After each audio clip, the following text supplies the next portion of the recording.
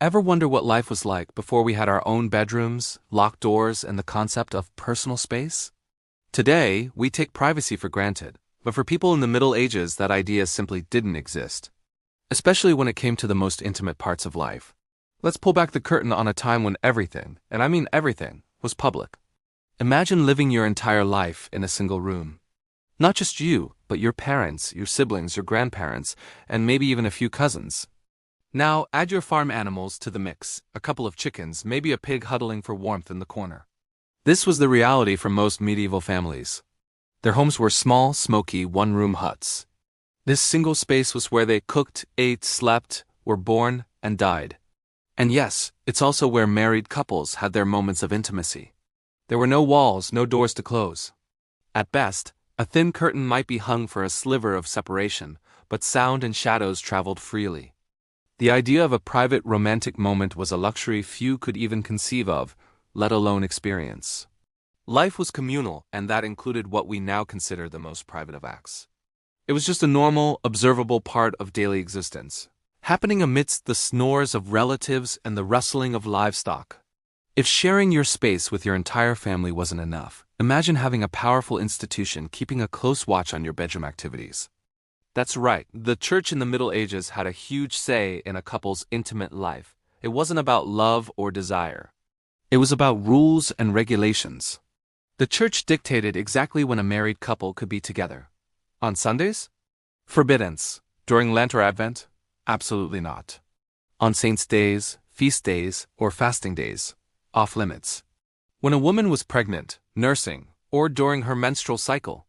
Also forbiddance. If you add up all the prohibited days, some scholars estimate that couples were only allowed to be intimate on about half the days of the year. And how did the church enforce this? Through confession. Priests used detailed manuals that instructed them to ask very specific, probing questions about a couple's marital life. They'd inquire about frequency, positions, and even the thoughts and feelings involved. The goal was to root out any hint of lust or pleasure, as intimacy was framed solely for the purpose of procreation. This constant spiritual surveillance meant that even a couple's most private moments were subject to judgment and scrutiny from a higher authority. Privacy wasn't just physically impossible. It was spiritually policed. So you're married, you've navigated the church's schedule, and you've found a moment of semi-privacy behind a curtain. You'd think that would be the end of it, right? Wrong. Your marriage itself was a matter of public interest, and even the courts could get involved. Marriage in the Middle Ages was a contract, a social and economic alliance. A key part of that contract was the ability to produce heirs. If a marriage was childless, it could become a legal issue. Courts, both secular and ecclesiastical, could investigate whether a marriage had been consummated. This was crucial for validating the union. If a couple sought an annulment, they might have to provide evidence or face a physical examination to prove impotence or some other physical barrier to consummation. And who provided the evidence? Often it was the neighbors. Your neighbors could be called as witnesses to testify about what they had seen or heard. They might be asked if the couple seemed affectionate, if they heard arguments, or if there were any signs of trouble in the household. Think about that for a second. Your neighbors could be legally required to report on the state of your marriage.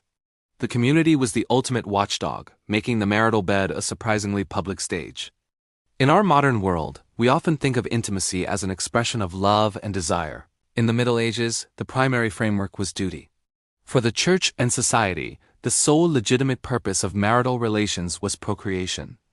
It was a wife's duty to her husband and a couple's duty to God to have children and populate the Christian world. Anything beyond that was viewed with deep suspicion. This duty over desire mindset meant that any focus on pleasure was seen as sinful lust. Affection was fine in moderation, but excessive passion, even between a husband and wife, was frowned upon. Theologians wrote extensively on the topic, warning that a man who loved his wife too ardently was committing a form of adultery. Certain intimate acts or positions were explicitly forbidden, because they were thought to be less likely to result in conception or were seen as purely for pleasure.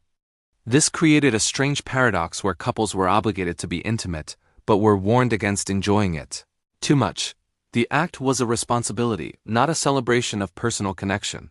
So what happened if you broke these rules? What if you had a relationship outside of marriage, or were caught in a forbidden act? The consequences weren't private, they were painfully public. Justice in the Middle Ages was often a spectacle, designed to shame the guilty and serve as a warning to others. Adultery, for example, could lead to public punishments. A couple might be forced to walk barefoot through the town to the church, holding a candle and confessing their sin to the entire community. In some places, they were whipped publicly or had to pay hefty fines. These shaming rituals, known as chivalry, could also be organized by the community itself.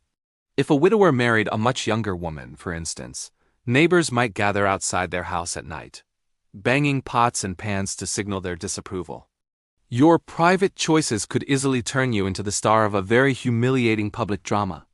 There was no hiding from the judgment of your neighbors or the authorities.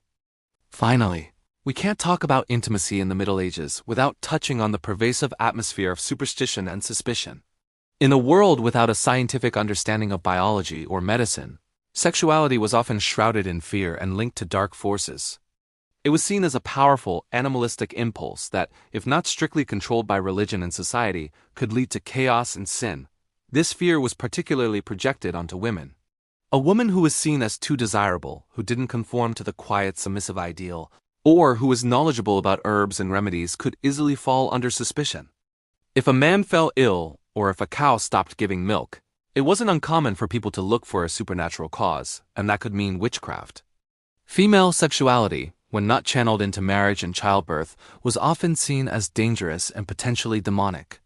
A woman who was barren might be seen as cursed, while a woman who enjoyed intimacy might be accused of being in league with the devil. This climate of fear added another heavy layer of anxiety to people's lives, where even natural desires and unfortunate circumstances could lead to deadly accusations. So, from the one-room hut to the confessional, from the courtroom to the public square, life in the Middle Ages was lived completely out in the open. The concept of a private life, especially a private intimate life, is a relatively modern invention. It's a powerful reminder of how much our values and living conditions have changed.